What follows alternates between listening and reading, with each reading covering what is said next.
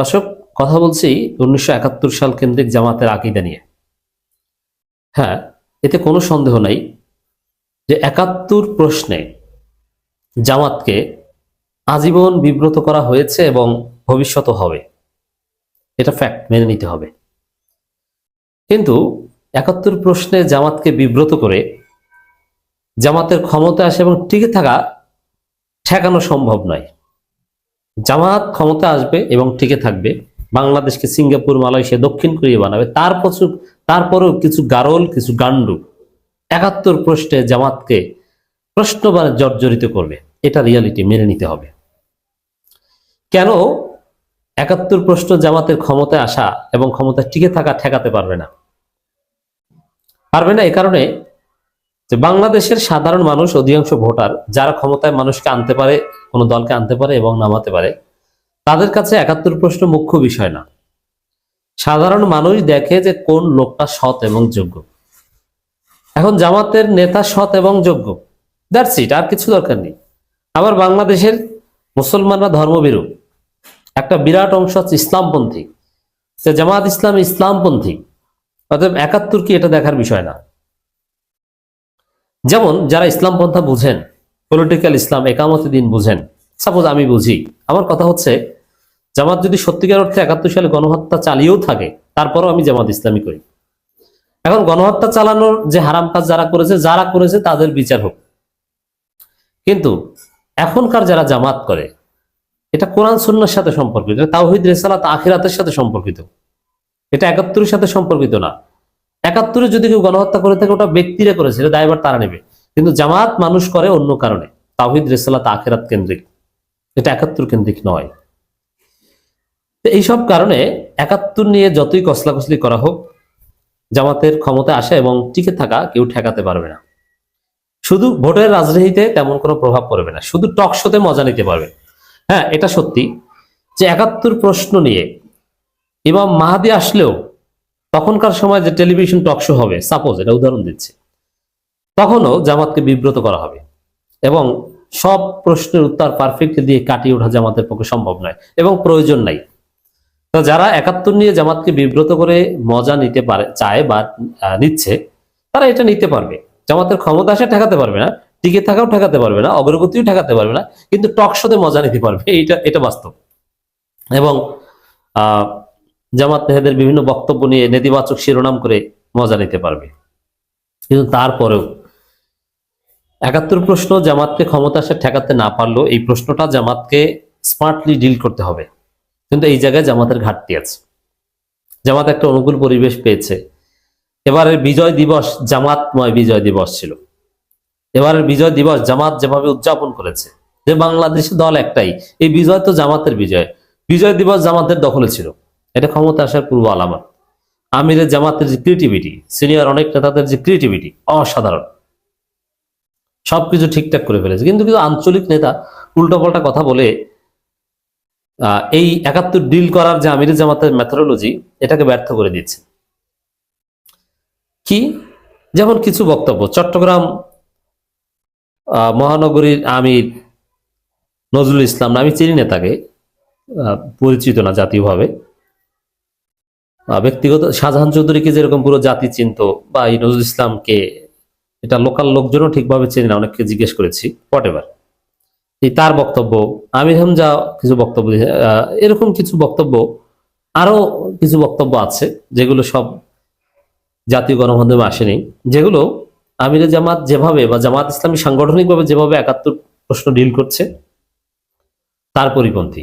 মানে মূল ভুলটা হচ্ছে যে 71 নিয়ে জামাতের আকীদা কি, এটা তারা ঠিকভাবে জানে না লোকাল অনেক নেতা।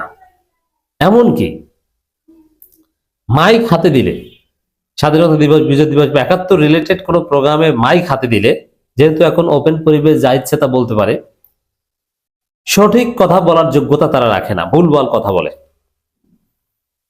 এই জায়গাটায় তাদের ঘাটতি আছে। এখন এই ঘাটতিটা কেন?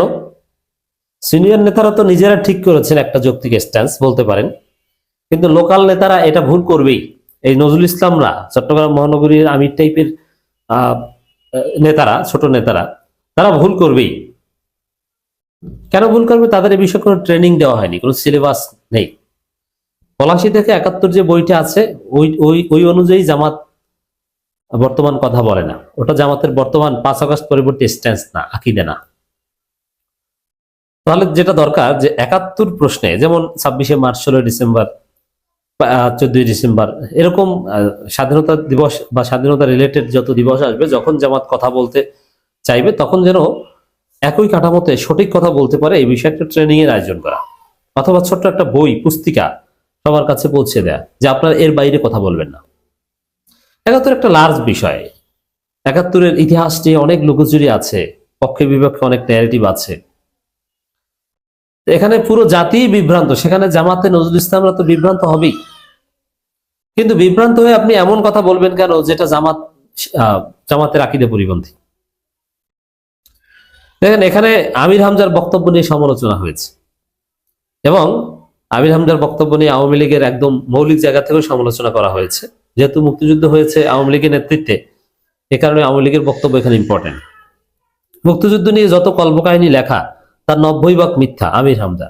এখানে আমির হামজার বক্তব্যে আমি তেমন কিছু ভুল দেখি না।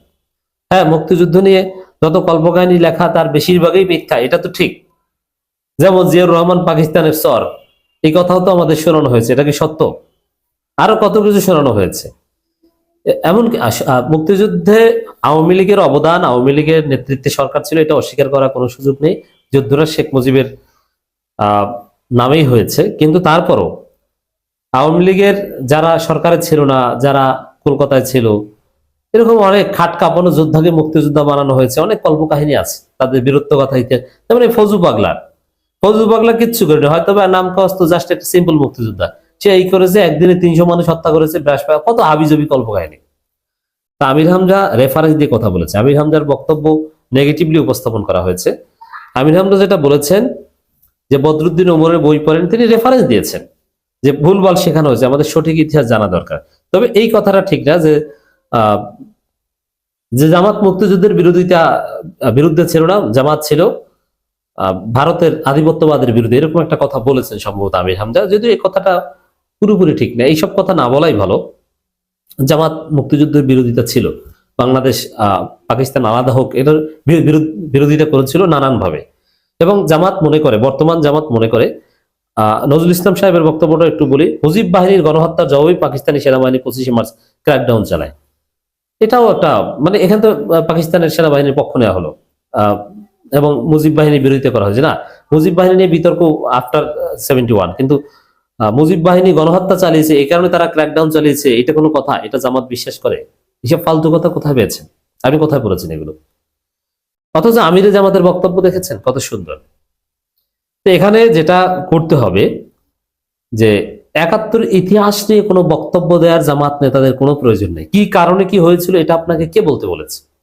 আপনি বলেন আমরা সবাই স্বাধীনতা বিশ্বাস করি, স্বাধীনতার বিরুদ্ধে কেউ নাই, আমরা বাংলাদেশটাকে এগিয়ে নিতে যাই, বর্তমানে বাংলাদেশের স্বাধীনতা সার্বভৌমত্বের বিরুদ্ধে পাকিস্তান আসুক, ভারত আসুক, আমরা সবাই ঐক্যবদ্ধভাবে মোকাবেলা করব, আমাদের হৃদয়ে বাংলাদেশ, মননে বাংলাদেশ, চিন্তায় বাংলাদেশ।